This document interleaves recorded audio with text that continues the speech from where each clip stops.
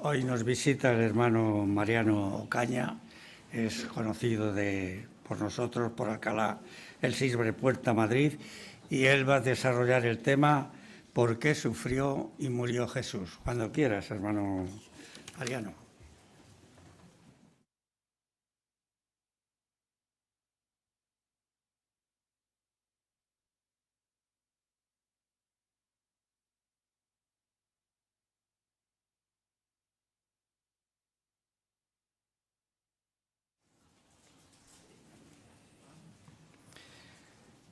¿Por qué sufrió y murió Jesús? Pues la verdad que al conocer su historia muchos se lo han preguntado, porque cuesta entender por qué sufrió y murió alguien como él. Pero lo cierto es que sucedió, que sufrió y que marcó un antes y un después en la historia de la humanidad. Incluso el calendario que manejamos a día de hoy parte del supuesto año de su nacimiento. Sin embargo, algunos se atreven a decir que jamás existió, que fue la invención de un grupo de personas del primer siglo. Pero la historia además de la Biblia, prueba que sí existió y que fue capaz de influir tanto en la humanidad que sus enseñanzas nos han llegado hasta hoy, 2000 años después. Entonces, si fue tan importante, ¿cómo fue? ¿O qué enseñó que marcó tanto a la gente que le escuchó? Pues, por ejemplo, muchos han tratado a lo largo de estos 20 siglos de dibujar cómo fue Jesucristo. Pero si nos ceñimos a lo que los artistas han dibujado durante estos 20 siglos, quizás podemos tener una idea un tanto distorsionada de quién fue Jesucristo, porque dependiendo del pintor, dependiendo del lugar, dependiendo de la época, nos han transmitido una imagen un tanto diferente de Jesucristo.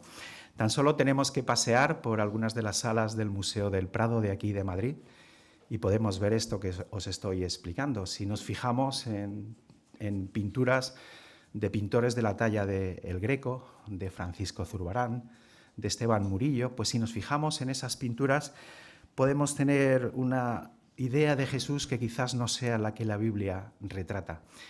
En estas pinturas podemos ver a alguien melancólico, cadavérico, pesaroso, a veces un poco afeminado, con un halo alrededor de la cabeza. ¿Pero fue esa la imagen de Jesucristo?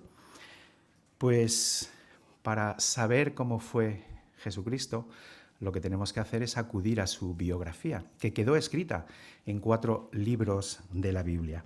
De los 4 que escribieron, 3 convivieron estrechamente con Jesucristo, y uno contó y uno escribió lo que le contaron de Jesucristo. Sus biógrafos fueron, uno de ellos era recaudador de impuestos, fue Mateo. Otro era uno de sus discípulos, Juan Marcos. Otro escribió con precisión, porque tenía estudios universitarios, cómo fue Jesucristo. Fue el médico Lucas. Y por último, escribió uno de sus más íntimos amigos, el apóstol Juan, que escribió, lógicamente, el Evangelio que lleva su nombre. Claro, ahora leemos estas historias que escribieron las personas que convivieron con él, sus biógrafos, podemos decir, y quizás la imagen que tenemos de Jesús no es la que nos han hecho ver durante estos 20 siglos. Por ejemplo, su amigo Juan dijo que no tenía defecto alguno. Entonces, probablemente sería un hombre apuesto y bien parecido. Tampoco era alguien endeble, como también vemos en muchas imágenes que nos han hecho ver de Jesucristo durante tantos años.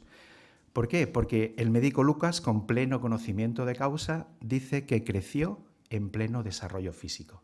Sin duda que con estos 2 esbozos vemos rápidamente que la imagen de Jesús era un poquito diferente de la que nos han hecho ver durante tantos años. Y lo podemos ver claramente si acudimos a lo que escribió uno de sus biógrafos, el apóstol Juan. Podemos analizar un suceso que ocurrió en la primavera del año 30. Vamos a utilizar la Biblia para verlo. Y lo registra, como os digo, un testigo directo de lo que allí ocurrió. Fue el apóstol y gran amigo de Jesús, Juan. En aquel momento se acercaba la Pascua, una fecha importantísima para los judíos. Y ahora Jesús pasa por el templo de Jerusalén y ve algo que no le gusta nada.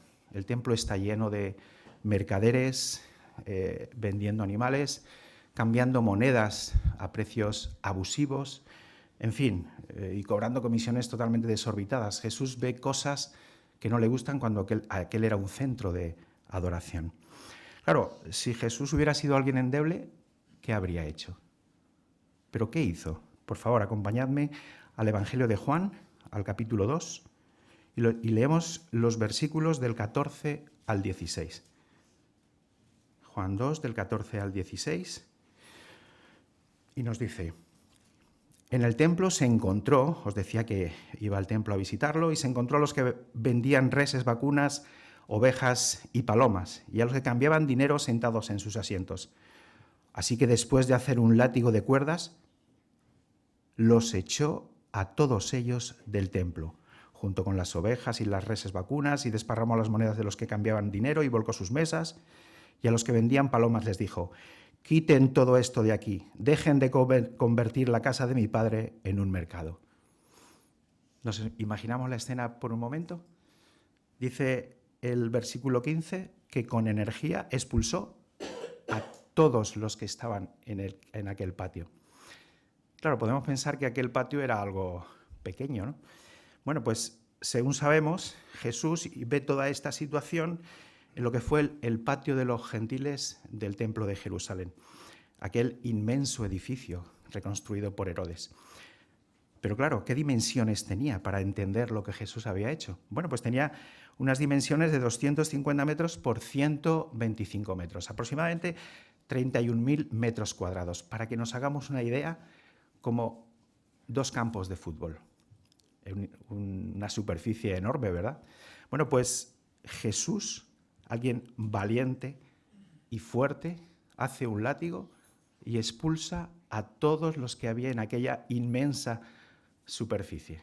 Claro, ¿por qué repasamos esto? Pues porque la imagen que presenta la Biblia de quién fue Jesucristo es muy diferente de la que quizás nos han presentado durante tantos siglos, durante tantos años. No era un hombre débil, como quizás hemos visto, no, era un hombre apuesto, era un hombre fuerte y un hombre con personalidad. Entonces actuó como actuó porque era este tipo de persona, además era el Hijo de Dios, como después veremos más tarde. Entonces, visto quién fue Jesús, ¿por qué le persiguieron? Sobre todo porque sufrió y murió como un vulgar delincuente. Y si valió de algo el que diera su vida por todos nosotros. Bueno, pues visto quién era Jesús, que quizás podía pasar incluso desapercibido entre la gente de su generación, pero él era muy especial debido a su origen. Él en más de una ocasión habló de su origen, incluso a sus discípulos, porque les dijo expresiones como que él había bajado del cielo o que era de las regiones de arriba. Él era muy especial por eso, no era una persona cualquiera.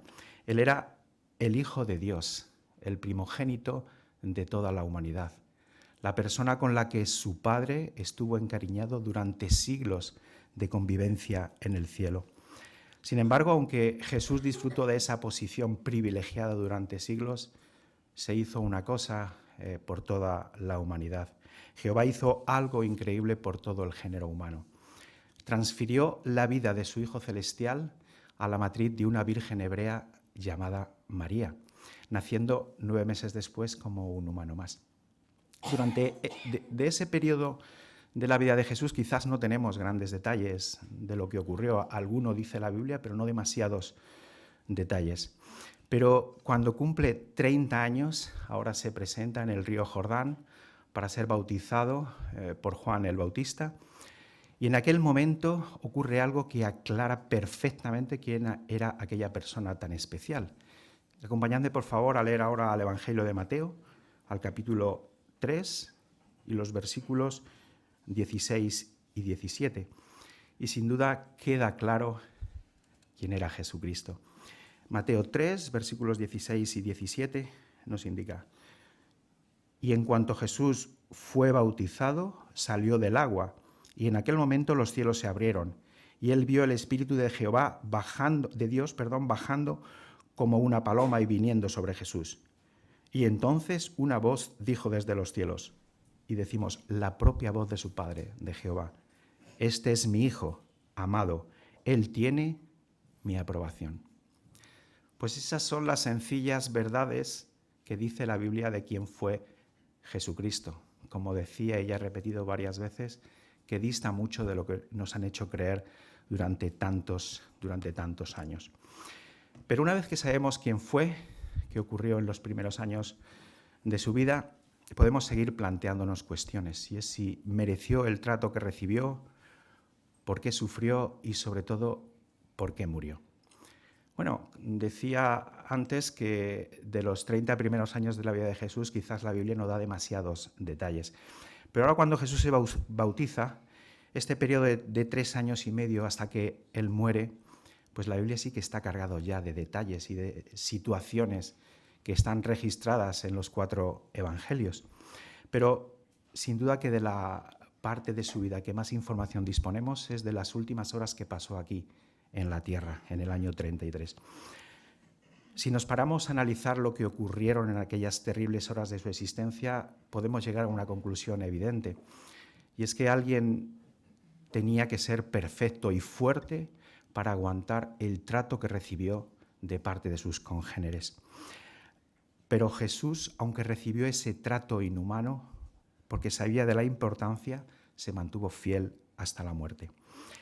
Lo que ocurrió en aquellas terribles horas del año 33, del 14 de Nisan del calendario judío, nos hace ver, como os decía, la fortaleza de Jesús, pero nos hace ver algo muy importante de lo que también hablaremos, y es el amor tan intenso que Jehová nos tuvo a la humanidad para entregar a su Hijo por todos nosotros. Analicemos un poquito unos esbozos de lo que ocurrió aquella terrible noche del 14 de Nisan para Jesucristo. Jesús se reúne para celebrar la Pascua, una fiesta importantísima para los judíos, incluso la siguen celebrando a día de hoy.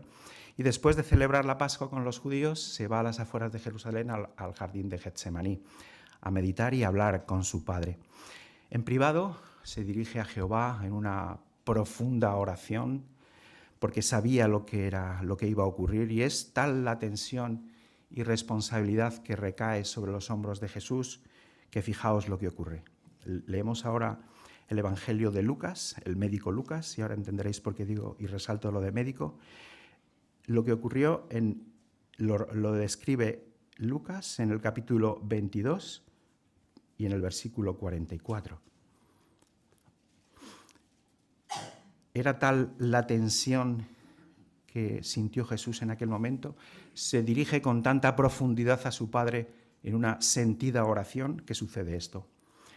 Con todo, su agonía era tan grande que continuó orando todavía con más intensidad, y su sudor se volvió como gotas de sangre que caían al suelo. ¿Habéis visto la profundidad y el sentimiento con el que Jesús tuvo que dirigirse a Jehová por la presión que tenía de aquel momento, de aquella situación? Como dice el médico Lucas, y lo dice con conocimiento de causa, puede que sus poros exudasen sangre por la tensión que estaba pasando en aquel momento. Y no es algo desconocido para los médicos. Lo llaman ahora diapédesis, y saben de casos de extremo sufrimiento en que personas han sudado o han exudado sangre por los poros cuando han pasado verdaderos momentos de tensión. Pero lo decimos, no es una clase médica, lógicamente, lo decimos para entender la agonía que sintió Jesús en esos momentos terribles de su vida. Pero aquello era solo el principio. Transcurre la noche y ahora, cuando es apresado, sus queridos discípulos, que habían estado 3 años y medio con él, pues ahora resulta que le dejan abandonado, presas del miedo. Qué decepción tuvo que ser también ese momento para Jesús. Y ahí empezó todo, empezó aquella noche del 14 de Nisan. Ahora lo tratan como un vulgar delincuente, lo llevan a la casa de Poncio Pilato. Ahora es azotado nuevamente con un flagelo, con un instrumento de tortura romano al que le ataban bolitas de acero y huesos de oveja para que fuera un instrumento de tortura. Y él supera aquel maltrato con tal entereza que impresiona a todos los que tiene alrededor. Es condenado a morir en un madero, y ahora, al mediodía aproximadamente, lo llevan a las afueras de Jerusalén a un lugar llamado Gólgota, y allí le clavan las manos y los pies en un madero y después de 3 horas de intenso sufrimiento, Jesús muere. Pero se enfrentó a aquellas últimas horas de su vida con tal entereza que impresionó a todos los que vieron aquel sufrimiento de Jesucristo. ¿Por qué? Porque él era consciente de la importancia de mantenerse fiel hasta la muerte. De este modo demostró de forma concluyente que Jehová cuenta con siervos que se mantienen fieles bajo prueba. Y esa fue la primera de las razones por la que Jesús tuvo que sufrir. Y repito otra vez, demostrar de forma concluyente que Jehová cuenta con siervos que se mantienen fieles bajo prueba. ¿Por qué lo hizo Jesús? Pues porque muchos siglos antes, en tiempos del patriarca Job, Satanás planteó una cuestión y hasta que Jesús no vino a la tierra esa cuestión no quedó plenamente zanjada. Satanás afirmaba que los humanos servimos a Jehová cuando las cosas van bien, pero si las cosas van mal, la cosa es diferente, quizás ya no le sirvamos. Por eso Jesús sabía que era importante permanecer fiel hasta la muerte y así dar una respuesta concluyente a Satanás. Sabía que era importante su lealtad y por eso se mantuvo fiel hasta la mismísima muerte y le dio a Satanás la respuesta que necesitaba. Pero claro, no solo sufrió para demostrar que hay personas fieles o que siguen sirviendo a Jehová de forma leal, aunque hay pruebas. Él vivió con nosotros durante 33 años. Él se relacionó con el pueblo, con la gente. Vivió como uno más entre sus congéneres judíos. Claro, eso le permitió ver lo que sufría el pueblo, le permitió ver la opresión que a veces sentían por los líderes religiosos, por la clase política, le ayudó a ver lo que sufrían por enfermedades, le ayudó a ver lo que ocurría cuando alguien perdía a un ser querido y lo vio en algunas ocasiones también. Él vivió todas esas situaciones, las vivió en primerísima persona y eso le ayudó a algo muy importante, le ayudó a entender plenamente a la raza humana. Como dijo, y ahora ya nos salimos de los evangelios, el apóstol Pablo, en su carta a los Hebreos, en el capítulo 4,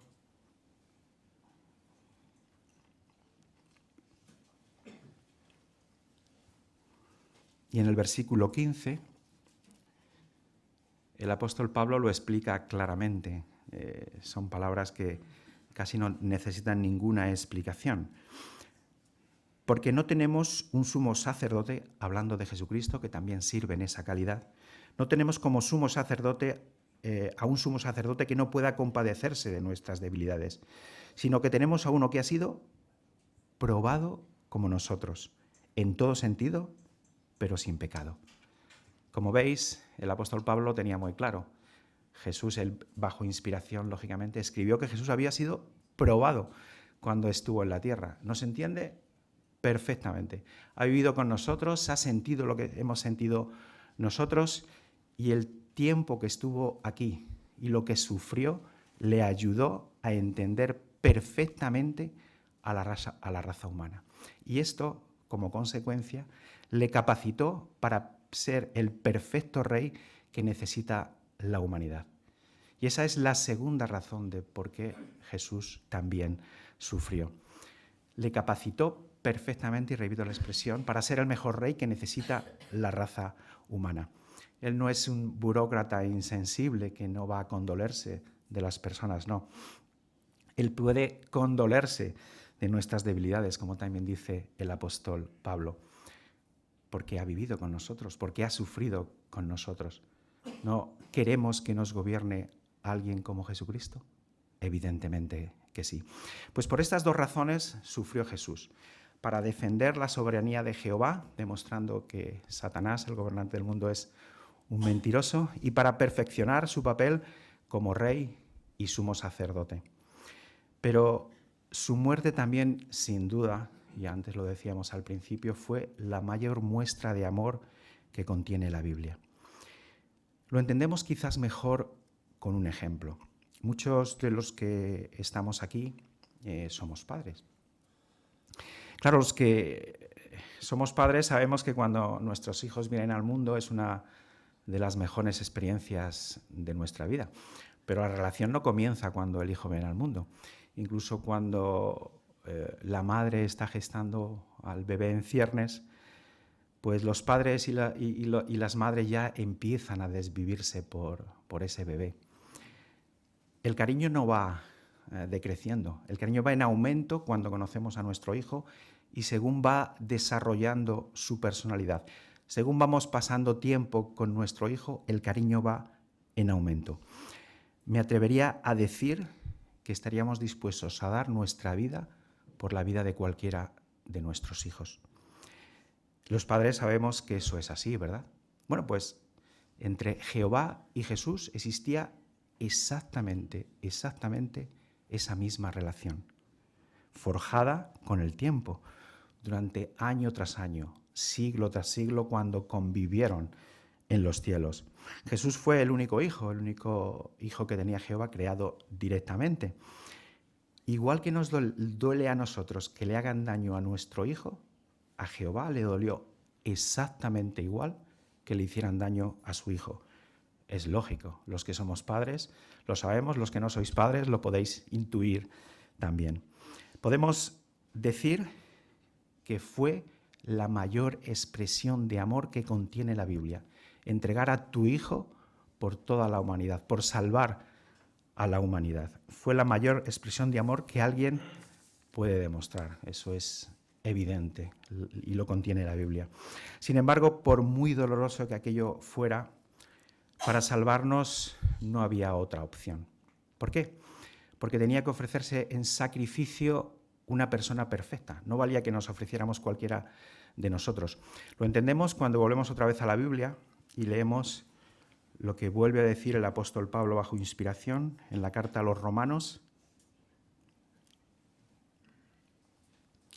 en el capítulo 5 y el versículo 12. Lo explica clara y diáfanamente el apóstol Pablo. Romanos 5:12 dice: así pues, por medio de un solo hombre, Adán, el pecado entró en el mundo, y por medio del pecado entró la muerte. Y así fue como la muerte se extendió a todos los hombres, porque todos habían pecado. Este hombre, como acabo de decir según lo leía el texto, que hizo que todos naciéramos en pecado fue Adán, cuando se rebeló contra Jehová en el jardín de Edén. Entonces, si un hombre perfecto llevó a que todos naciéramos en pecado, satisfaciendo la justicia divina, la balanza de la justicia divina, hacía falta que otro hombre perfecto se ofreciera para equilibrar esa balanza y para que pudiéramos recuperar lo que Adán había perdido. Por eso Jehová dispuso que se ofreciera la vida de su amado Hijo Jesucristo, que se ofreciera, como también dice la Biblia en 1 Timoteo 2:6, que se ofreciera como rescate correspondiente por muchos. Y también queremos entender esa expresión, por qué tenía que ser Jesús y por qué tenía que ser un rescate correspondiente. No valía, como decía anteriormente, que nos ofreciéramos cualquiera de nosotros. No podíamos satisfacer la balanza de la justicia divina porque no somos perfectos. Porque, y lo entendemos también con un ejemplo, la herencia que el pecado nos ha dejado es como una enfermedad que sin remisión al final nos conduce a la muerte.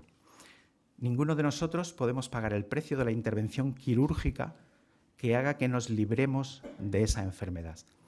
Pero Jehová y Jesús, en su gran amor, sí han querido pagar ese precio tan alto de la vida de su Hijo, al dar la vida perfecta de Jesucristo.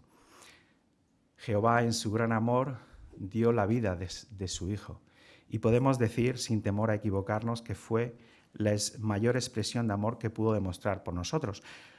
Lo entendemos mejor y lo recoge también la Biblia. Ahora, nuevamente, en el Evangelio de Juan, y esto lo escribe uno de sus más íntimos amigos, en el capítulo 3 y en el versículo 16, lo describe muy bien y sin duda que las entendemos claramente estas palabras, cuando vemos lo que Jehová ha hecho por nosotros.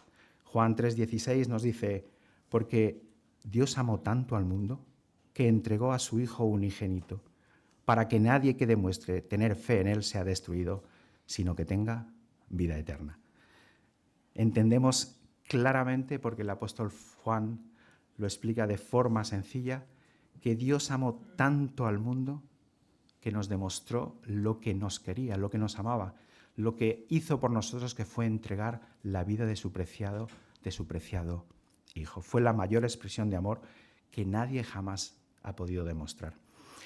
Lo que queda claro es que la muerte y el sacrificio de Jesús pues fueron necesarios. Recapitulamos un poquito. Su muerte y sacrificio dio una respuesta concluyente a Satanás. Su muerte y el vivir con nosotros capacitó perfectamente a Jesús para que sea el mejor rey posible que puede tener la humanidad. Su muerte y sacrificio nos libra de la enfermedad letal del pecado que al final nos conduce a la muerte. Y con su muerte y sacrificio, Jehová nos ha demostrado lo que nos quiere, lo que quiere a la humanidad. Lo que ha quedado también claro es que la Biblia pinta un retrato muy diferente de quién fue Jesucristo. Un retrato que se diferencia mucho de lo que nos han hecho creer durante siglos. Sin temor a equivocarnos, podemos decir, y es como reza o como dice uno de los libros que utilizamos, Jesús fue el hombre más grande de todos los tiempos. Un hombre fuerte, poderoso, humilde, comprensivo, dispuesto a sacrificarse por los demás. El único en toda la historia que se sacrificó por millones de personas que ni conocía. El único rey, el mejor rey que puede tener la humanidad, el rey poderoso que puede tener la humanidad. Por lo tanto, habiendo recordado todo esto, quién fue Jesús, cómo fue Jesús y por qué sufrió y murió, nosotros ahora tenemos que apreciar el amor tan intenso que han mostrado Jehová y Jesús por todos nosotros, sobre todo Jehová al entregar la vida de su Hijo y Jesús al ser partícipe de esa ofrenda tan grande.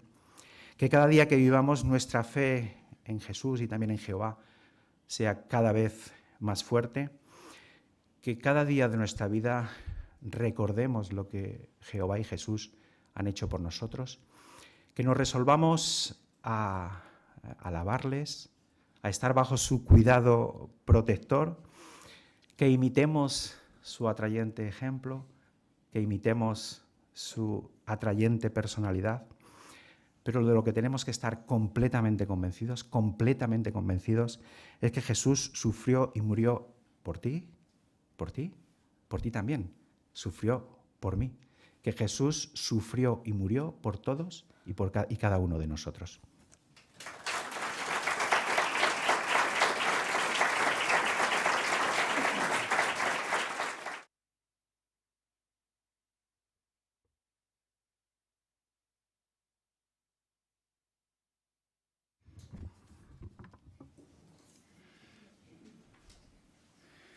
Pues te damos las gracias, hermano Marino, sin duda por los muchos y diversos detalles que has dado sobre este aspecto. También la semana próxima, pues estamos todos invitados, ¿no? Aquí en nuestro salón, sabemos que tenemos nuestra asamblea, entremos en el descanso de Dios y tendremos pues, porción doble. A continuación vamos a dar paso a la consagración de la atalaya, que estará a cargo del hermano Alejandro Matei, y pues cuando quieras.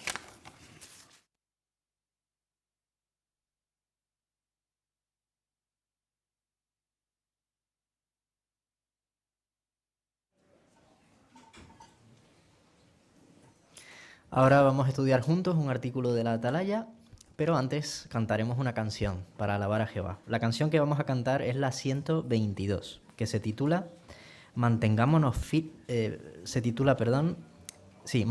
firmes, inmovibles. La canción que acabamos de cantar se basa en 1 Corintios 15, 58, que es el texto temático del artículo que vamos a estudiar hoy.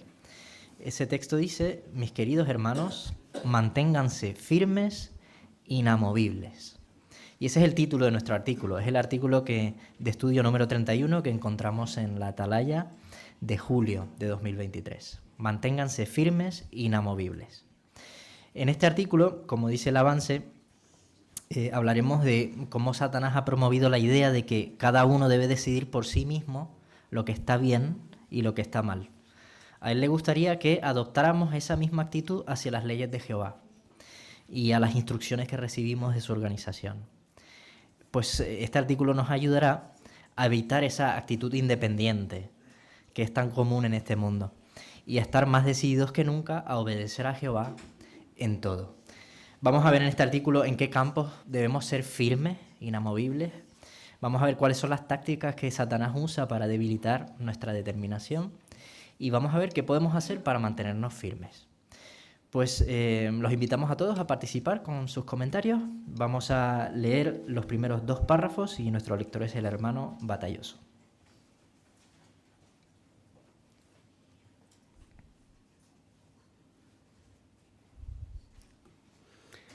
A finales de los años 70 se inició la construcción de un rascacielos de 60 pisos en Tokio, Japón. Al pasar, las personas se preguntaban si sería capaz de aguantar los frecuentes terremotos. Pero, ¿qué hicieron los ingenieros para lograr que se mantuviera en pie? Lo diseñaron para ser sólido y a la vez flexible, lo que permitiría amortiguar las sacudidas. Los cristianos somos como ese rascacielos. ¿En qué sentido? La persona que sirve a Jehová debe mantener el equilibrio entre la firmeza y la flexibilidad. Por un lado, tiene que ser firme e inamovible cuando se trata de apoyar las normas y las leyes de Jehová. Tiene que estar lista para obedecer a Dios y no violar nunca sus principios. Por otro lado, tiene que ser razonable, es decir, flexible, siempre que sea posible o incluso necesario. Si tenemos este punto de vista equilibrado, no nos iremos a los extremos. No seremos ni demasiado rígidos ni tampoco permisivos.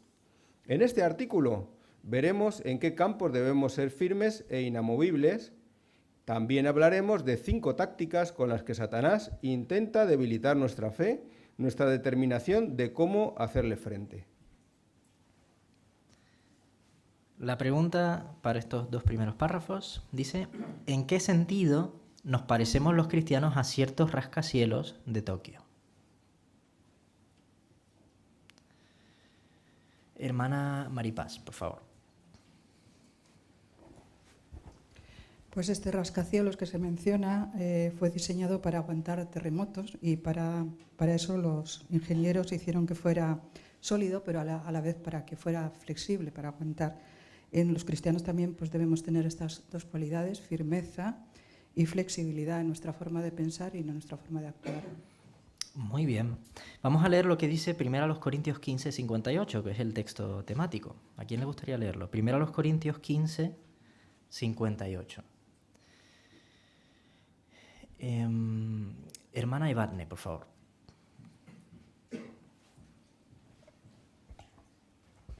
Por lo tanto, mis queridos hermanos, manténganse firmes, inamovibles y estén siempre muy ocupados en la obra del Señor, sabiendo que su trabajo relacionado con el Señor no es en vano. Muy bien. ¿En qué nos vamos a centrar en este artículo? Hemos dicho que tenemos que ser firmes y flexibles. ¿En qué nos vamos a centrar?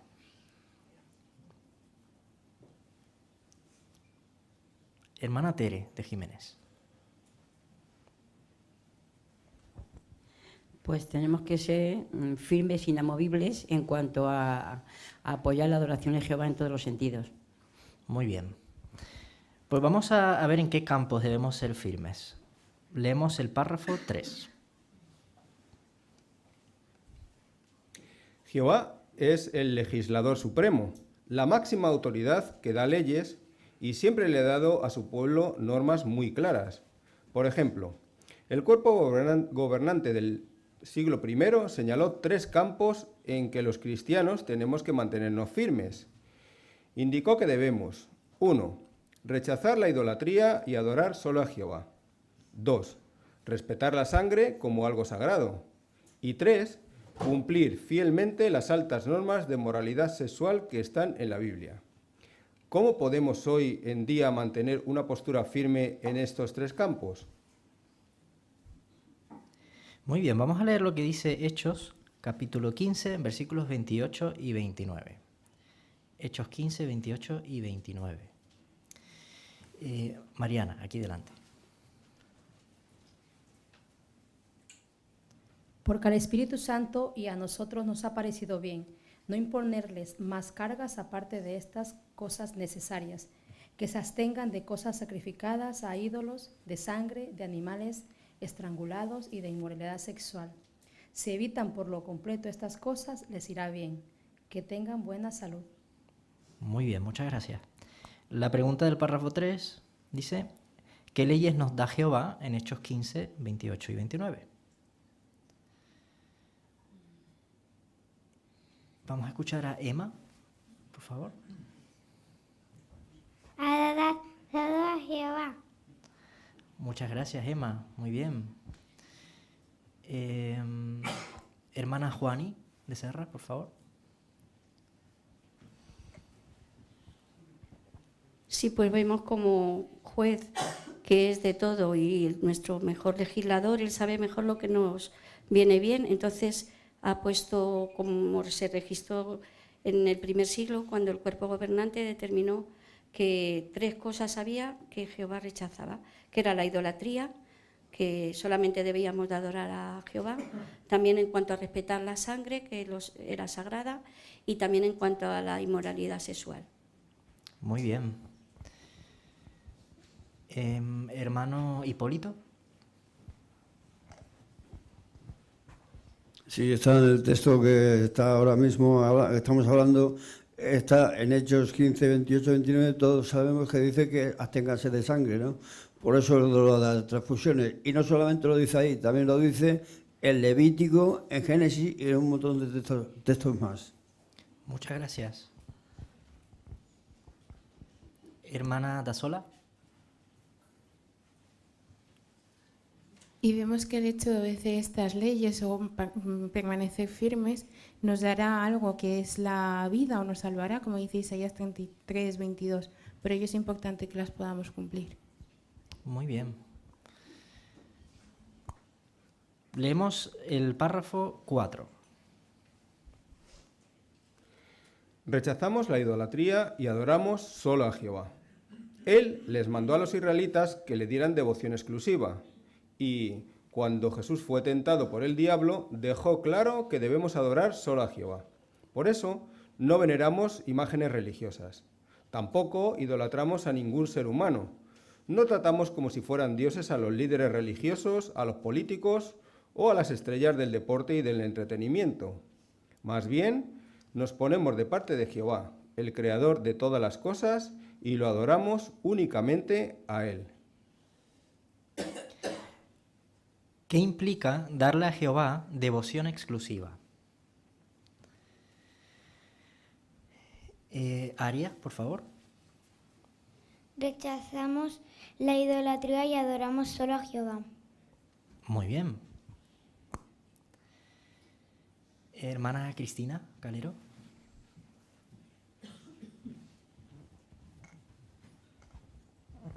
Tenemos que vivir de acuerdo con sus normas morales, porque Jehová es nuestro creador, Él se merece que le demos devoción exclusiva, así que esto significa pues, que debemos amarlo, adorarlo solo a Él, sin usar ningún ídolo, ninguna imagen o cualquier símbolo.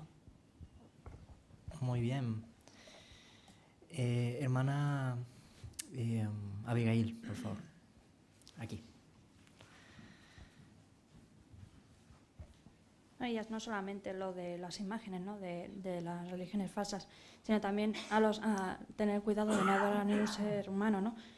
Como a los futbolistas, a los cantantes, que hoy en día pues se adoran tanto, ¿no? Más bien tenemos que centrarnos en adorar a Jehová, que es el único que se lo merece, ya que es nuestro creador. Muy bien. Vamos a leer lo que dice Apocalipsis 4, el versículo 11. ¿A quién le gustaría leer ese texto? Hermana Estefanía, por favor. Jehová, nuestro Dios, tú mereces recibir la gloria, la honra y el poder, porque tú creaste todas las cosas y por tu voluntad llegaron a existir y fueron creadas. Muy bien, ¿qué idea fundamental se resalta aquí, en este texto? Hermano José Antonio Rodríguez. Pues que Jehová es nuestro creador y por lo tanto Él es merecedor de que le demos toda la gloria y toda la honra. Eso es. Hermano Calzado. Y el mejor ejemplo que tenemos de esto es Jesús, de nuevo. Él fue tentado por Satanás, él le dio todo lo que le iba a dar su padre después, y lo podría haber tenido antes, lo podría haber tenido enseguida, simplemente por adorar, hacerle un acto de adoración a Satanás. Pero vemos cómo él se mantuvo firme y no lo hizo, sino que esperó el tiempo que tenía que esperar y todo lo que tuvo que pasar, como hemos visto en el discurso, para poder tener todo lo que su padre le iba a dar. Muy bien. Hermano Juan Carlos.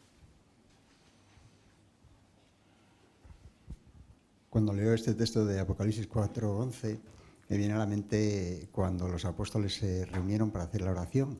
En Hechos 4:24, ahí hicieron una oración muy bonita y empiezan diciendo: Señor soberano, tú que creaste el cielo, la tierra, el mar y todo lo que lo llena. Pues me hace recordar esto, y eso pues me sirve para poder en la predicación ayudar a la gente a que entienda que a quien los apóstoles daban alabanza y adoración es a Jehová, comentando de él que era el soberano sobre toda la tierra. Muy bien. Leemos el siguiente párrafo, el 5. Respetamos la vida y la sangre como algo sagrado. ¿Por qué? Porque Jehová dice que la sangre representa la vida y la vida es un precioso regalo de parte de él. Cuando Jehová autorizó por primera vez que los seres humanos se alimentaran con la carne de animales, les prohibió comer sangre. Luego repitió esta prohibición cuando le dio la ley mosaica a Israel y, en el siglo I, hizo que el cuerpo gobernante les diera a todos los cristianos el mandato de abstenerse de sangre. Nosotros seguimos fielmente ese mandato cuando tenemos que tomar decisiones sobre asuntos médicos. ¿Por qué respetamos la vida y la sangre como algo sagrado?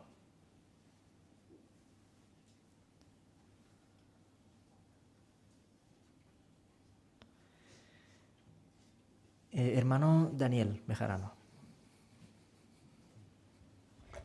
Sí, pues porque Jehová dice que la sangre representa la vida y la vida es un precioso regalo de parte de él. Muy bien, así es. Hermano Almorox.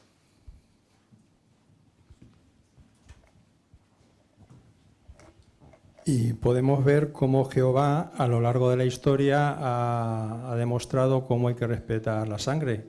En primer lugar le dio este mandato a Noé, luego en la ley mosaica también se vuelve a repetir el mandato, y después de que queda abolida la ley mosaica en la congregación cristiana, mediante el Espíritu Santo, de nuevo Jehová les da este mandato de que sigamos absteniéndonos de sangre. Muy bien. Hermana Abigail Calzado.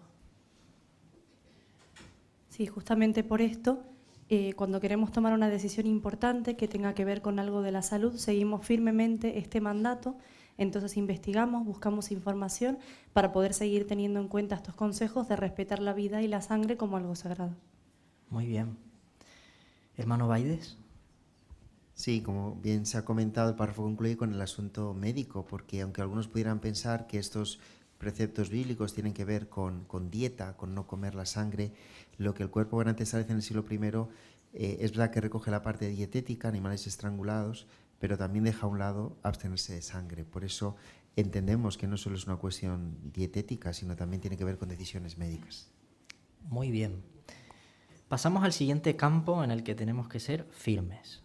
Párrafo 6. Nos esforzamos por cumplir fielmente las altas normas de Jehová sobre la moralidad sexual. El apóstol Pablo nos da este consejo: den muerte a los miembros de su cuerpo. Con esta frase tan impactante nos anima a actuar con firmeza para eliminar nuestros malos deseos. Por ejemplo, evitamos mirar o hacer cualquier cosa que pudiera llevarnos a la inmoralidad sexual. y, cuando nos vemos ante la tentación, rechazamos de inmediato cualquier pensamiento o acción que pudiera perjudicar nuestra amistad con Dios. ¿Qué medidas nos ayudarán a obedecer las altas normas morales de Jehová?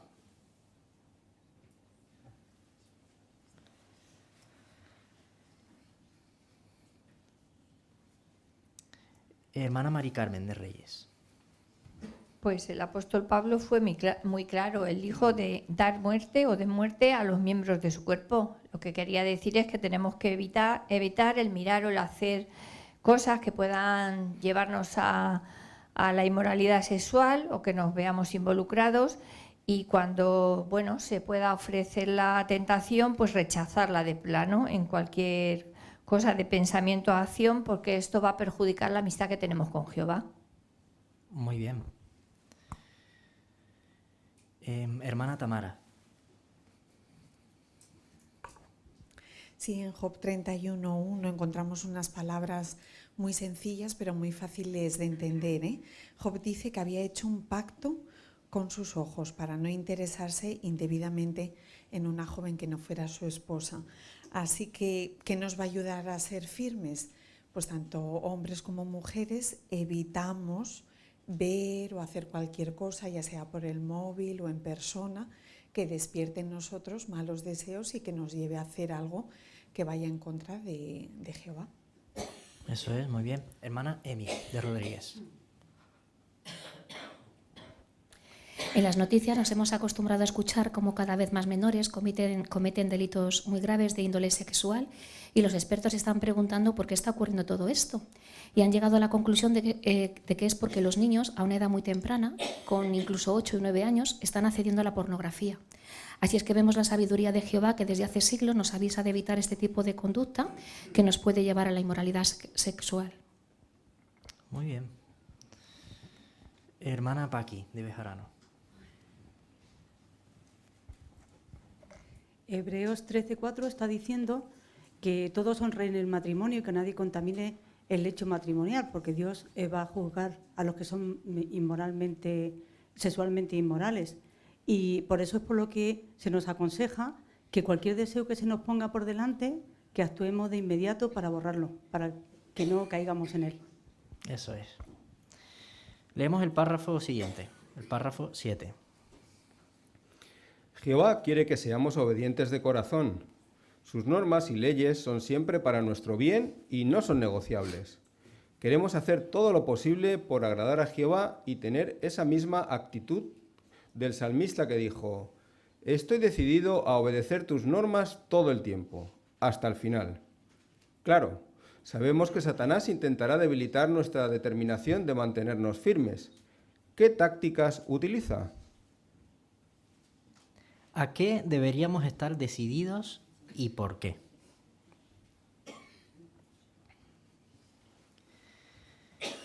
Hermana Marta.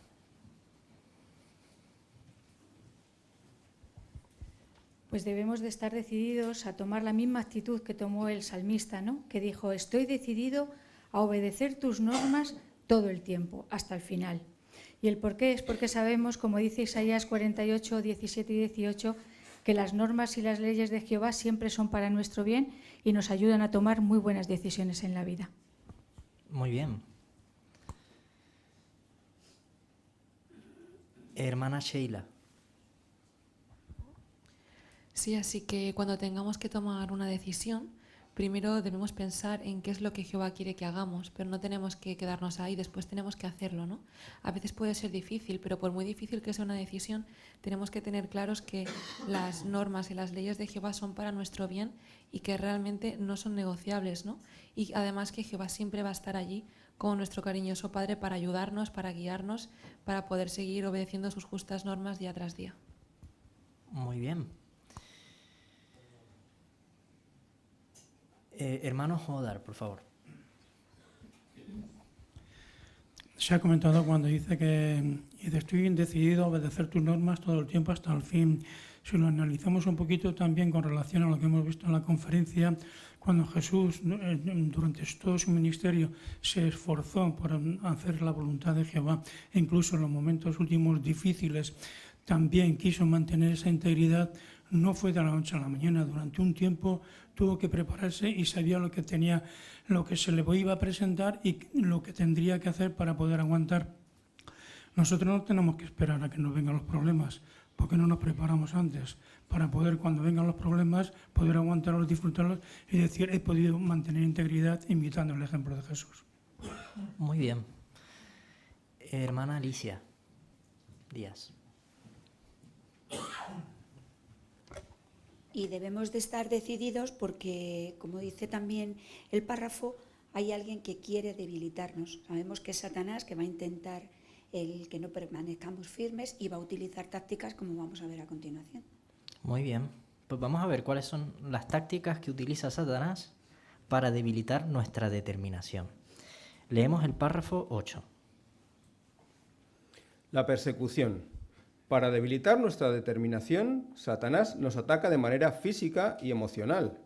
Su objetivo es devorarnos, es decir, destruir nuestra amistad con Jehová. A los cristianos del primer siglo los amenazaron, golpearon y mataron porque estaban decididos a mantenerse firmes. En nuestros días, Satanás también usa la persecución. Un ejemplo de esto es el trato tan cruel que reciben nuestros hermanos de Rusia y de otros lugares. Además, muchos de nuestros hermanos se enfrentan a otros tipos de oposición. ¿Con qué objetivo utiliza Satanás la persecución?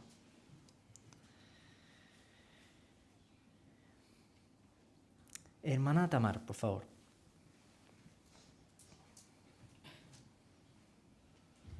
Primera de Pedro 5:8 dice que el diablo anda como león rugiente tratando de devorar a alguien, y es que su objetivo es destruir nuestra amistad con Jehová, que dejemos de servirle. Así es, muy bien. Hermana Sara Almorox.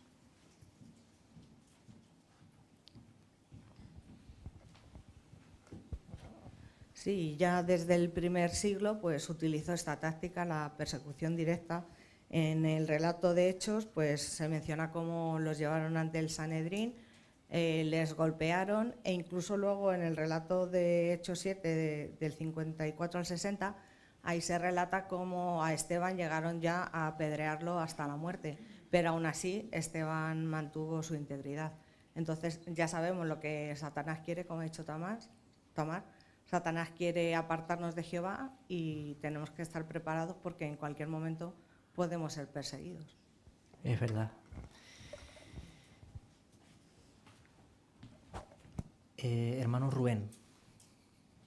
De hecho, en nuestros tiempos muchos cristianos se enfrentan a este tipo de persecución directa. Tenemos informes en nuestra página web de nuestros hermanos en Rusia, en Eritrea, en otros países, donde están sufriendo hasta incluso encarcelamiento de muchos años para mantener su integridad a Jehová. Y no es necesario llegar a esto. Muchos hermanos están enfrentándose a oposición de familiares, etcétera, porque Satanás intenta hacer que su integridad quede quebrantada. Muy bien. Mariana, por favor, aquí delante.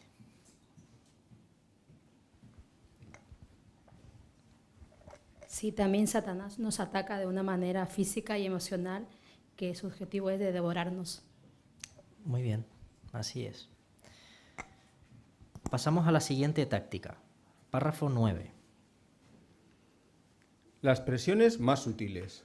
Satanás no solo nos ataca de manera directa, sino que también utiliza astutas trampas. Veamos el ejemplo de Bob, que estaba hospitalizado porque le iban a hacer una operación de cirugía mayor. Él les dijo a los médicos que bajo ninguna circunstancia aceptaría una transfusión de sangre. El cirujano se comprometió a respetar su decisión. Pero, la noche antes de la operación, justo después de que se fuera la familia, el anestesista fue a ver a Bob. Le dijo que seguramente no le pondrían sangre, pero que la tendrían a mano por si acaso. Quizá pensó que Bob cambiaría de opinión, ya que su familia no estaba con él. Pero Bob se mantuvo firme y dijo que no aceptaría sangre, pasara lo que pasara. Explique con un ejemplo por qué debemos estar en guardia ante las presiones más sutiles.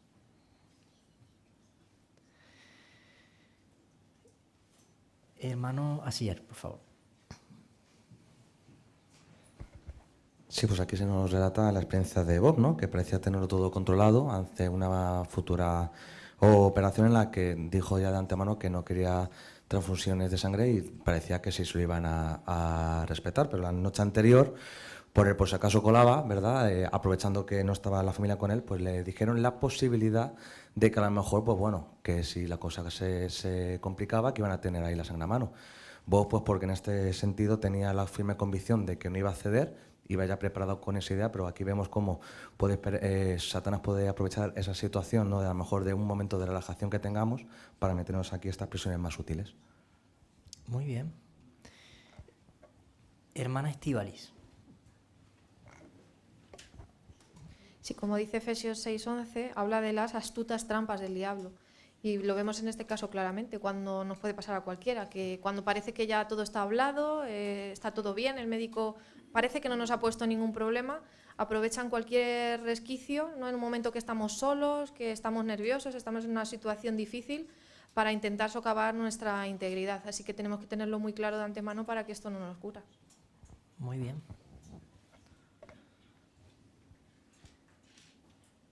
Hermana Dasola.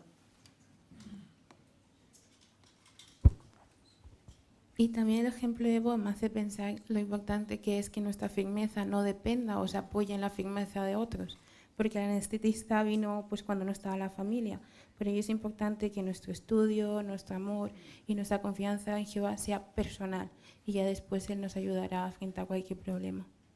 Muy buena aplicación. Vamos a ver ahora cuál es la siguiente táctica de Satanás. Párrafo 10. La forma de pensar humana. Si empezamos a pensar como las personas de este mundo, podríamos darle la espalda a Jehová y pasar por alto sus normas. Por lo general, la sabiduría de este mundo nos empuja a satisfacer nuestros deseos egoístas. Veamos lo que pasó en las congregaciones de Pérgamo y Tiatira. Algunos cristianos se dejaron influenciar por las personas que los rodeaban, que eran inmorales y adoraban ídolos. Jesús aconsejó de manera firme a estas dos congregaciones por tolerar la inmoralidad sexual. Hoy en día, puede que la gente que nos rodea trate de influir en nosotros para que aceptemos su manera de pensar. Quizás algunos familiares o conocidos nos animen a seguir lo que nos dice el corazón y a pasar por alto las normas de Jehová. Tal vez afirmen que no hay nada de malo en dejarse llevar por los deseos y que las normas de la Biblia están pasadas de moda. Vamos a leer lo que dice la primera carta a los Corintios, capítulo 3, versículos 19 y 20. Hermana Emilia, por favor. Porque para Dios la sabiduría de este mundo es absurda, pues está escrito, Él atrapa a los sabios en su propia astucia. También está escrito, Jehová sabe que los razonamientos de los sabios son inútiles. Muy bien, muchas gracias. La pregunta del párrafo 10 dice, ¿por qué es peligrosa la manera de pensar de quienes no sirven a Jehová?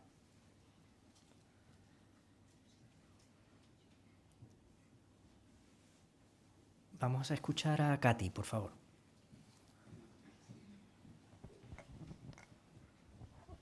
Porque si empezamos a pensar como las personas del mundo, podríamos darle la espalda a Jehová y a pasar por alto sus normas.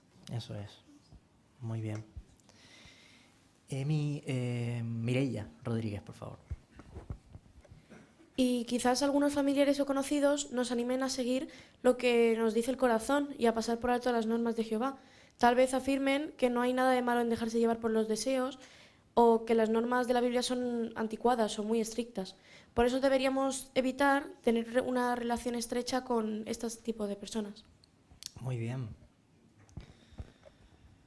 Hermano Santos.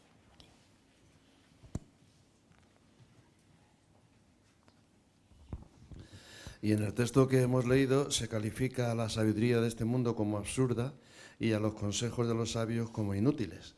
¿Y por qué? Porque tienden solamente a querer satisfacer nuestros deseos, a buscar siempre egoístamente pensar en nosotros y no en los demás. Y por eso, como bien se ha dicho, si poco a poco permitimos que esta influencia del mundo nos penetre en nosotros, podemos terminar dándole la espalda a Jehová. Eso es. Hermana Lara.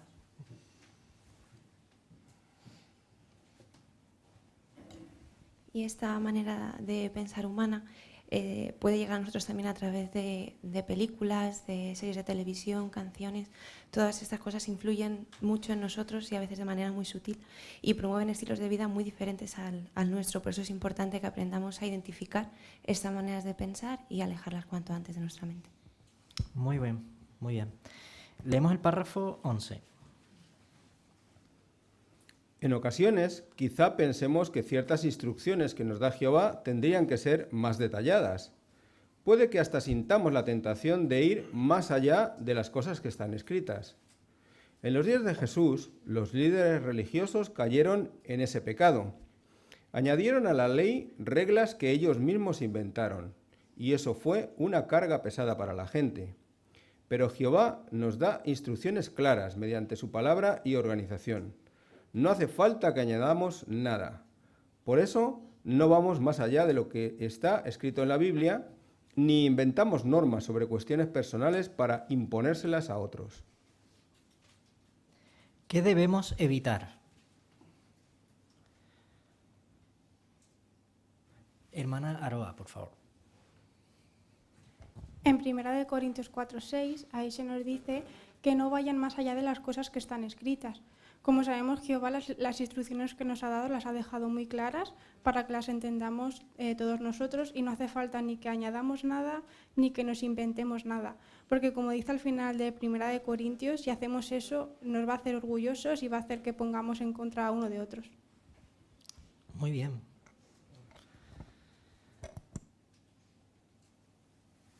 Aquí la hermana, por favor.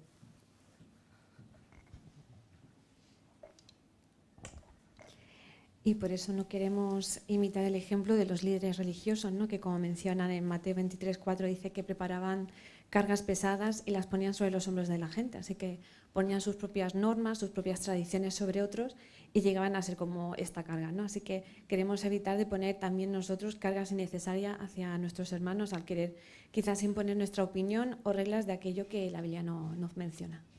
Eso es. Hermana Anastasia, por videoconferencia.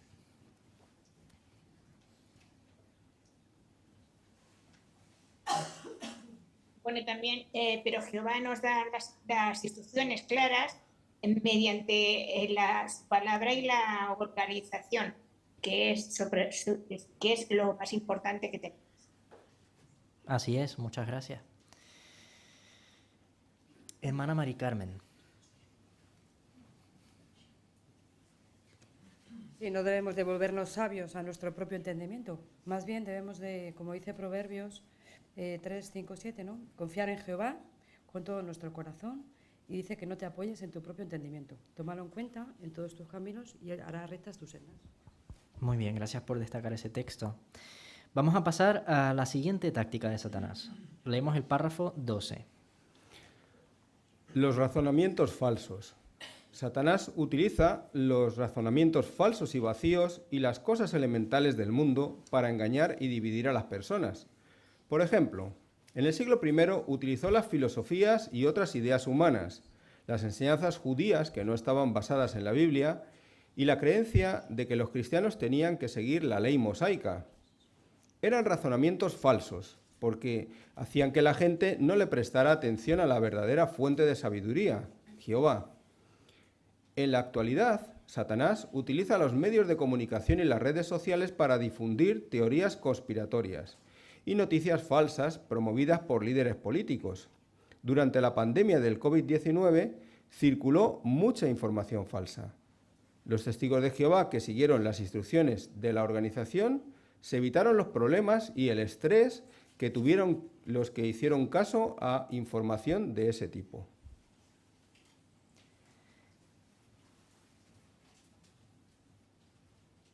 ¿Cómo promueve Satanás los razonamientos falsos?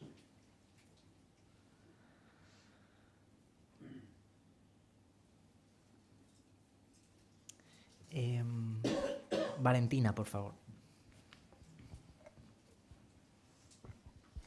Para engañar y dividir a las personas. Muy bien, para eso lo hace. ¿Y cómo lo hace?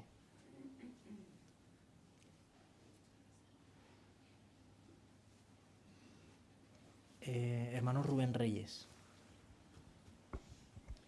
Pues se vale de las filosofías, de ideas humanas que están en contra de lo que dice la Biblia, y de esa manera pues intenta confundirnos, ¿no? Lo vimos, por ejemplo, como menciona el párrafo, durante la pandemia del COVID, cuántas noticias había que intentaban confundirnos, no sabíamos si eran ciertas, si no eran ciertas, pero todo este tipo de noticias pues hacen que Satanás las utiliza para que nuestra forma de pensar pues dude de si alguna de ellas es cierta o no.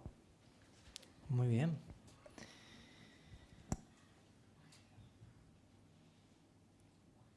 Hermana Mari Carmen, por favor. Y como nos aconseja el párrafo, nosotros lo que hicimos es seguir las instrucciones de la organización, porque eso hizo que evitáramos tener los problemas que tuvo otras personas, el estrés que vivieron, con el miedo que vivían por informaciones falsas, y lo que tenemos que hacer, seguir los pasos que nos va dando la organización. Muy bien. ¿Podríamos nosotros, sin quererlo, contribuir a que se promuevan razonamientos falsos?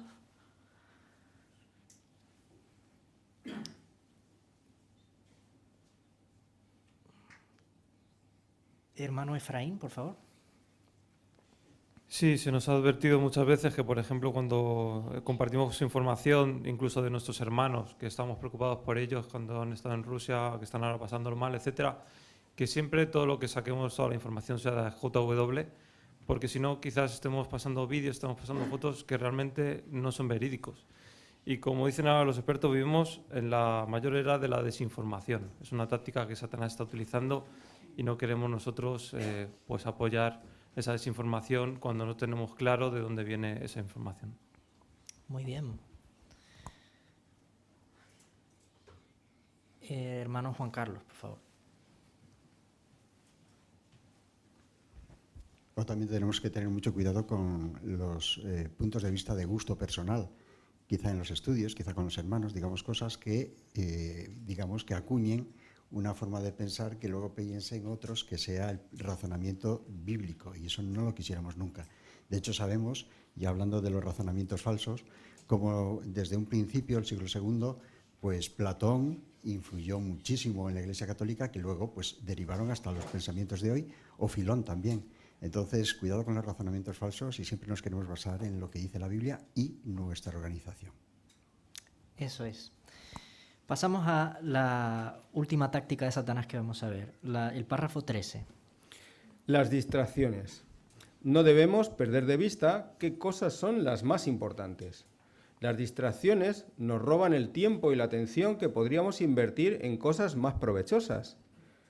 Actividades del día a día como comer, beber, divertirnos y trabajar pudieran distraernos si dejamos que se vuelvan el centro de nuestra vida.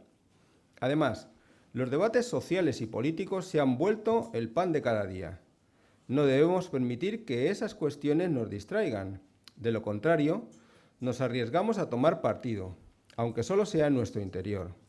Satanás utiliza estas 5 tácticas para debilitar nuestra determinación de hacer lo correcto. Veamos lo que nos ayudará a hacerle frente y mantenernos firmes. La pregunta del párrafo 13 dice: ¿por qué no debemos permitir que nada nos distraiga?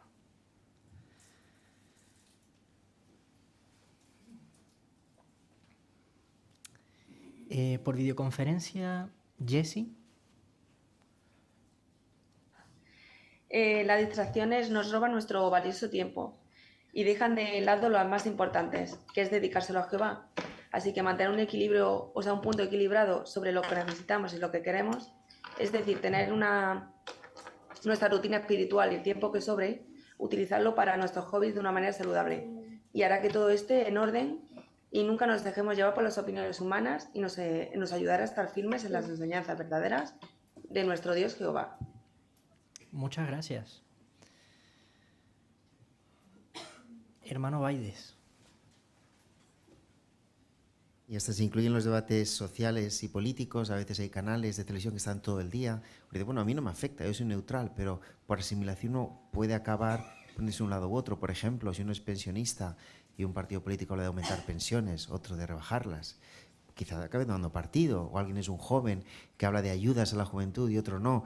Al final, como dice, incluso en nuestro interior podemos tomar partido y esto es una distracción que Satanás pudiera usar. Muy bien. Hermano Calzado. Estos debates también se pueden transmitir a quizás conversaciones que tengamos con nuestros propios hermanos. Entonces también en reuniones sociales con nuestros hermanos, pues evitar también quizás profundizar o incluso no hablar en absoluto pues de estos temas que puedan llevarnos a tener formas de pensar pues de este mundo. Muy bien. Pues hemos visto cuáles son las tácticas de Satanás. Vamos a ver ahora qué podemos hacer para mantenernos firmes. Leemos el párrafo 14. Pensemos en por qué nos dedicamos y bautizamos. Dimos esos pasos porque deseábamos ponernos de parte de Jehová. Recuerde lo que lo ayudó a convencerse de que esta es la verdad. Llegó a conocer a Jehová, a verlo como su Padre Celestial y a respetarlo y amarlo. Su fe creció y lo motivó a arrepentirse de sus pecados. Usted dejó de hacer las cosas que Jehová odia y comenzó a hacer lo que a él le gusta. Sintió un gran alivio al ver que Dios lo perdonaba. Se propuso ir a las reuniones y hablar con otros de las maravillosas enseñanzas que iba aprendiendo. Ahora que es un cristiano dedicado y bautizado, está andando por el camino que lleva a la vida y está decidido a no abandonarlo. Pregunta del párrafo 14. ¿Qué nos puede ayudar a mantenernos firmes al lado de Jehová?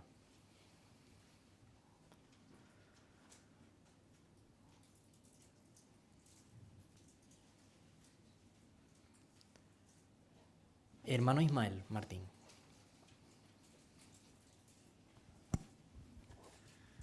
Pues pensar en por qué nos dedicamos y nos bautizamos a Jehová.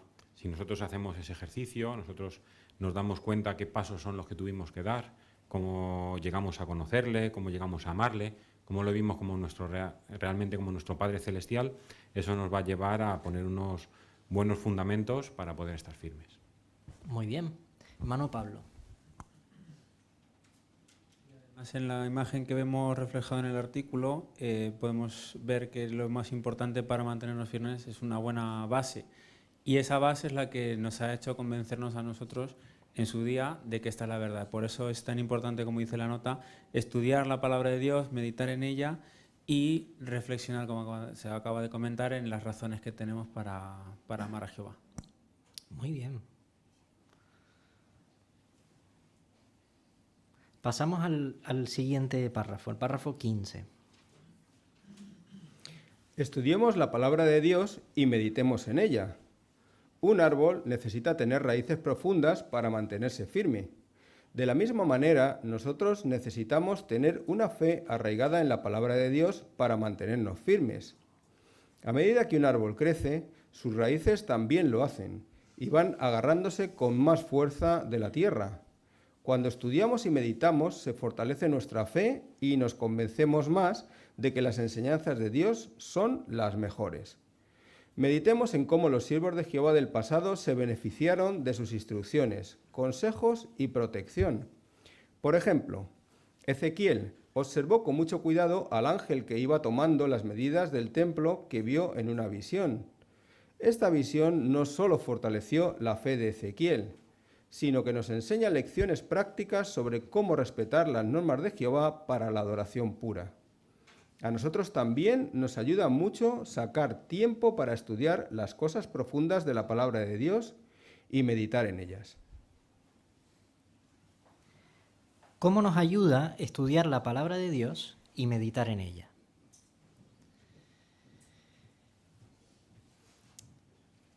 Hermana Goyi, por favor. Dori, perdón. Gracias. Pues aquí nos pone el ejemplo de un árbol, ¿no?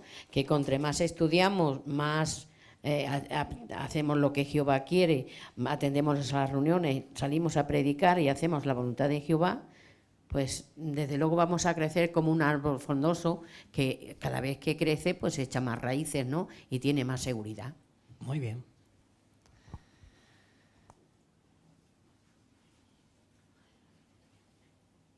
Miguel Marchena, por favor. Cuando leemos la Biblia y meditamos en todas las cosas que leemos, lo que nos dice Jehová, por ejemplo, esos ejemplos que nos dejaron los siervos del pasado, eso nos hace que nuestra fe crezca y nos ayude a ser fuertes y a sobrellevar problemas que podamos tener o a rechazar esas tentaciones que tenemos a diario en un mundo gobernado por Satanás. Muy bien.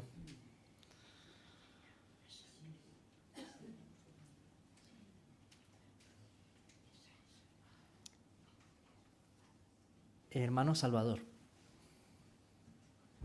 Sí, para conseguir esto hay que dedicar tiempo. Como vemos al hermano en la ilustración, hay que ocupar un tiempo y profundizar. Como el árbol profundiza sus raíces, nosotros tenemos que profundizar en los pensamientos de Jehová, en las normas, las leyes y los beneficios, porque está envuelta nuestra propia vida en ella. Muy bien. Ahí en el párrafo tenemos un ejemplo de cómo nos ayuda el estudio profundo.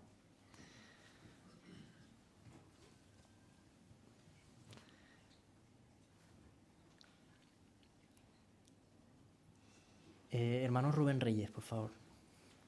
Pues se pone el ejemplo de Ezequiel, quien tuvo una visión en la que un ángel tomaba medidas del templo de Jehová.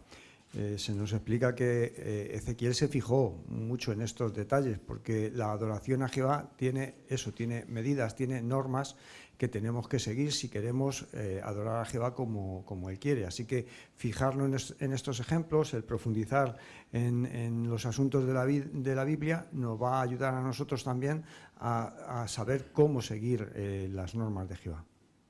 Eso es, muy bien.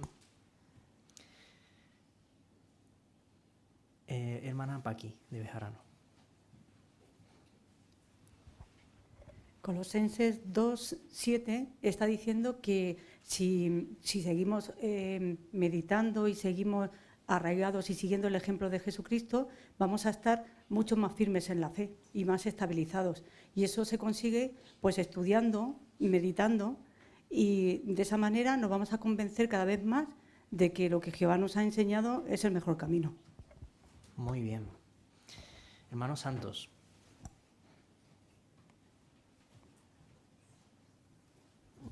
En la ilustración también se ve como una construcción que es muy alta, quizá la más alta de todo ese entorno, y que va creciendo, se va desarrollando, seguramente porque, como se ve, tiene muy buenos cimientos. Se está haciendo sobre unos cimientos muy fuertes y profundos.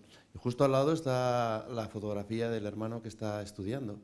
Él está forjando esos cimientos para crecer tanto en su fe como en la valoración de Jehová y sus normas.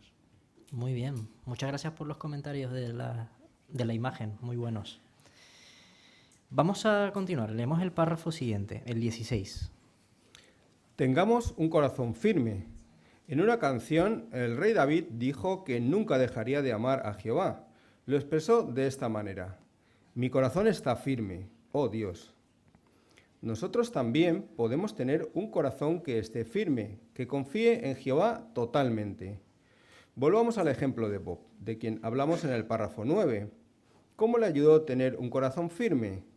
Cuando le dijeron que tendrían sangre disponible por si acaso, contestó que si había la más mínima posibilidad de que le pusieran sangre, se iría de inmediato.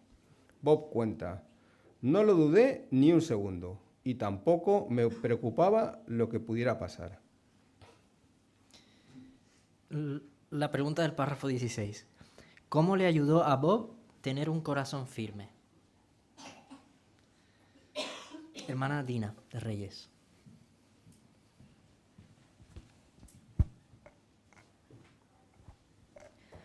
Pues le ayudó porque no tuvo ninguna duda ni por un instante, y además no tuvo tampoco miedo porque confiaba plenamente en Jehová. Muy bien. Vamos a leer lo que dice Salmo 112:7. Salmo 112, versículo 7. Sonia Bejarano, por favor.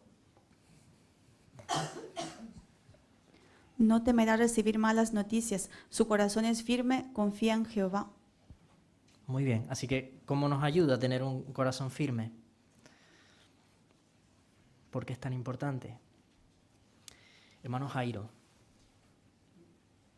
Pues nos ayuda a tomar decisiones sin dudar, como en el caso de Bob, que cuando le contestaron que había esa posibilidad, dijo que si existía, que se iba a ir de inmediato. Y luego él mismo mencionaba que no lo dudó ni un segundo y que tampoco le preocupaba lo que pudiera pasar, porque confiaba totalmente en Jehová. Eso es. Muy bien. Hermano Batalloso. Sí, además el texto menciona las malas noticias y parece ser que cuando ponemos el telediario lo único que recibimos son malas noticias que parece que pretenden tener atemorizada a toda la población.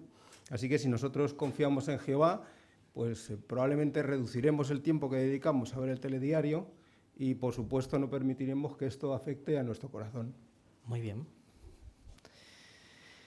Muy bien, pues vamos a continuar. Leemos el párrafo 17.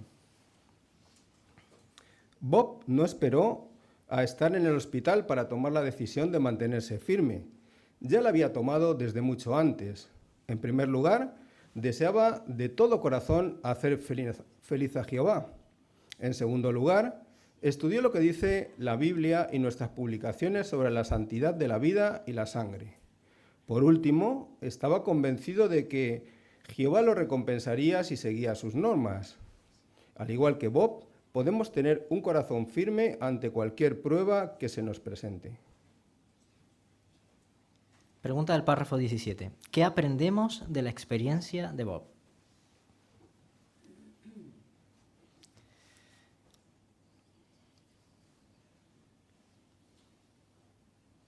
Hermano José Luis. Pues Bob no esperó a estar en el hospital para mantenerse firme, sino que él ya había tomado la decisión y en primer lugar él deseaba de todo corazón hacer feliz a Jehová y aparte, en segundo lugar, él dice que estudió todo lo que dice la Biblia en nuestras publicaciones acerca del tema de la vida y la sangre y lo podemos ver perfectamente en la imagen, ¿verdad? Él, al haber edificado su edificio, como se representa aquí, con una base firme, aunque fue el médico por la noche después de que él ya estaba solo y cansado seguramente, él, al tener una base firme, aguantó perfectamente y pudo tener una buena fe ante Jehová. Muy bien. Hermano Levia. Sí, es muy importante el estudiar las publicaciones sobre la santidad de la sangre por una razón. Y porque, vamos a ver, la Biblia y la Organización de Jehová deja claro lo que no aceptamos los testigos de Jehová en cuanto a la sangre. Pero hay otras muchas cosas que son de decisión personal y van en función de nuestra propia conciencia. Y ahí es donde precisamente tenemos que indagar más a fondo porque tenemos que llegar a tomar decisiones propias. Y eso a veces no es fácil, por eso es tan necesario hacer esta investigación previa. Muy bien. Hermana Sheila. Sí, por eso estos 3 puntos que hemos visto no son opcionales, o sea, no podemos hacer uno y dejar otro, ¿no? Sino que son como vigas de protección de nuestro edificio para que se mantenga firme, es decir, que para que tengamos una fe que esté fuerte. Muy buen comentario. Hermano Valles. Y se ve también el contraste, porque en la imagen del edificio no resulta igual el terremoto en los que le rodean. Y claro, eso nos hace pensar que tener decisiones claras, una espiritualidad firme, no es casual, es una decisión personal. Si uno dedica, medita y se prepara, pues ante las pruebas puede ser victorioso. Gracias por comentar ese detalle del dibujo. Pasamos al siguiente párrafo, el párrafo 18. Confiemos en Jehová. Pensemos en el juez Barak y en lo bien que le fue por seguir las instrucciones de Jehová sin dudar. En esa época, los israelitas no estaban preparados para ir a la batalla. No tenían ni un escudo ni una lanza. A pesar de todo, Jehová le dijo a Barak que se fuera a pelear contra Sísara y su ejército cananeo, que estaban armados hasta los dientes. La profetisa Débora le dijo a Barak que bajara del monte Tabor a la llanura para enfrentarse con Sísara y sus 900 carros. Aunque en terreno llano los carros tendrían ventaja, Barak obedeció. Mientras los soldados bajaban del monte, Jehová mandó un fuerte aguacero. Los carros se atascaron en el lodo y Jehová le dio a Barak la victoria. Lo mismo puede decirse de nosotros. Jehová nos dará la victoria si confiamos en Él y seguimos las instrucciones que nos da mediante su organización. La pregunta del párrafo 18. ¿Qué nos enseña el ejemplo de Barak, que vemos ahí representado en el dibujo de la portada? ¿Qué nos enseña el ejemplo de Barak?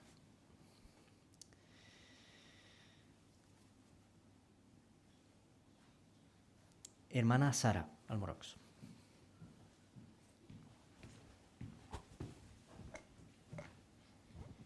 Pues que Barak tuvo que poner mucha confianza en Jehová, porque como hemos leído y como podemos ver en el relato, ellos estaban en inferioridad. Se ve en la ilustración, ellos solo tenían espadas, ni siquiera tenían ni escudos ni lanzas, no estaban armados, y los otros pues eran más, además llevaban 900 carros de guerra, además armados como se armaban antes, las ruedas con las hoces y todo eso.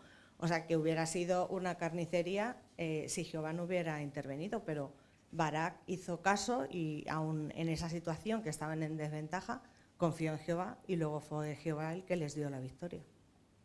Muy bien. Tony Bejarano, por favor.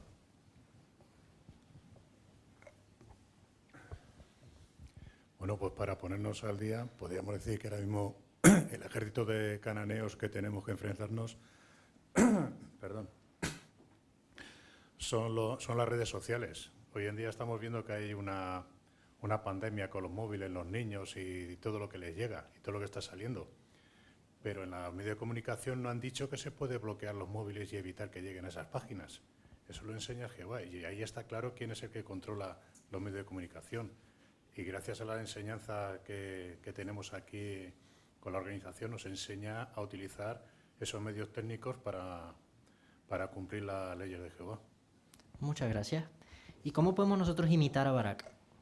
¿Qué tenemos que hacer? Hermano Agustín.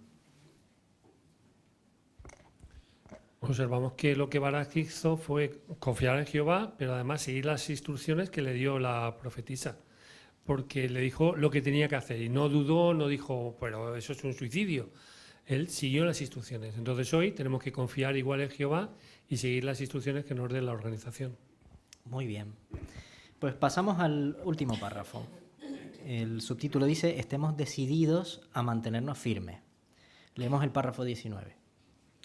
Mientras dure este sistema, tendremos que seguir luchando para mantenernos firmes. Por nada del mundo dejemos que la persecución, las presiones más sutiles, la forma de pensar humana, los razonamientos falsos y las distracciones nos sacudan. Mantengámonos firmes e inamovibles. Y estemos siempre decididos a amar a Jehová y obedecer sus normas. Al mismo tiempo, tenemos que ser razonables. En el siguiente artículo veremos que Jehová y Jesús son las personas más razonables que existen y cómo imitarlos. Muchas gracias por tu lectura, hermano Batalloso. Y la pregunta del párrafo 19 es una pregunta personal. Dice, ¿por qué quiere usted seguir siendo firme? Hermana Goyi, por favor.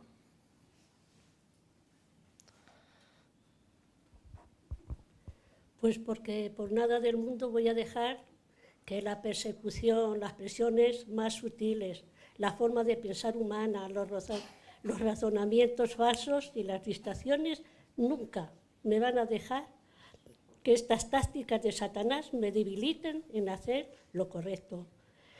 Jamás. Dice que siempre me voy a mantener firme e inamovible y estaremos siempre decididos a amar a Jehová y obedecer sus normas. Muy bien, muchas gracias.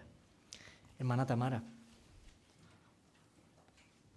Sí, así que la razón es amor a Jehová. No es porque otros lo hagan, no porque seguimos a otros hombres, sino porque desde el corazón estas normas pensamos que son las mejores y lo hacemos por amor. Eso es, muy bien. Vamos a hacer las preguntas de repaso. Están en el recuadro que respondería. La primera dice, ¿En qué campos debemos obedecer con firmeza las leyes y normas de Jehová? ¿En qué campos? Hermana Pilar, por favor. Primero, rechazar la idolatría y adorar solo a Jehová. Segundo, respetar la sangre como algo sagrado. Y tercero, cumplir fielmente las altas normas de moralidad sexual que están en la Biblia. Muy bien, eso es. La segunda pregunta de repaso dice, ¿qué tácticas utiliza Satanás para intentar debilitar nuestra determinación de mantenernos firmes?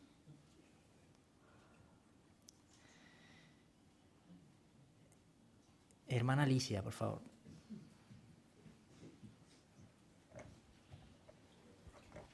Pues una de ellas vimos que era la persecución de una manera directa, pero también de una manera más sutil, porque utiliza esas dos, Satanás. Muy bien.